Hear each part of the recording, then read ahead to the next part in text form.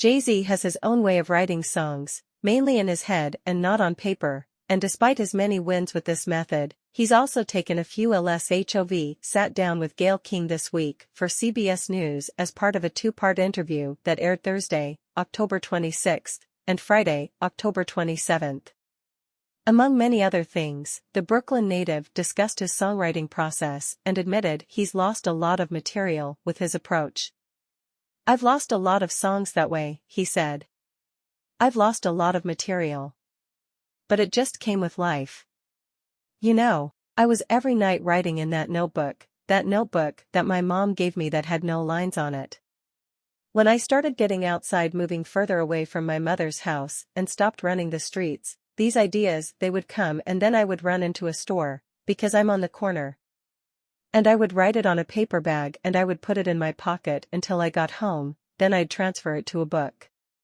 He added, "But then ideas come, more paper. I'm getting further and further away.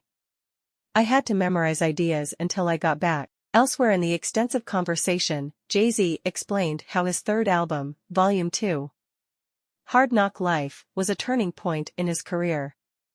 "This is the album that's the most important album because it was the album where I honed my craft as a songwriter and that balance of creating exactly what I want," he said.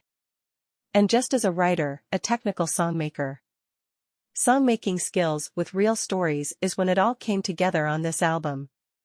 Released in September 1998, Volume 2, Hard Knock Life solidified Jay-Z as a mainstream star, becoming his first No. 1 album on the Billboard 200 after selling over 350,000 copies in its first week.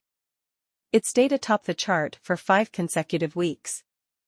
The project, which boasts appearances from the likes of DMX, Ja Rule, The Lox, Jermaine Dupri, and Too Short, also won Best Rap Album at the 41st Annual Grammy Awards and remains HOV's highest-selling album at 6x Platinum.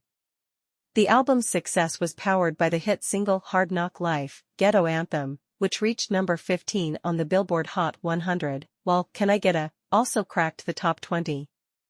It was an instant record that went right to radio, DJ Enough told Grantland of the anti-sampling smash. "Some records need to be worked, some records need to be researched, some records need to be tested. That was one of the records that went right in, like, bang. Hard Knock Life opened the door for everything Jay has. Everything he is known for, that was the door opener right there," added Kid Capri, who actually had the beat first before giving it to the Brooklyn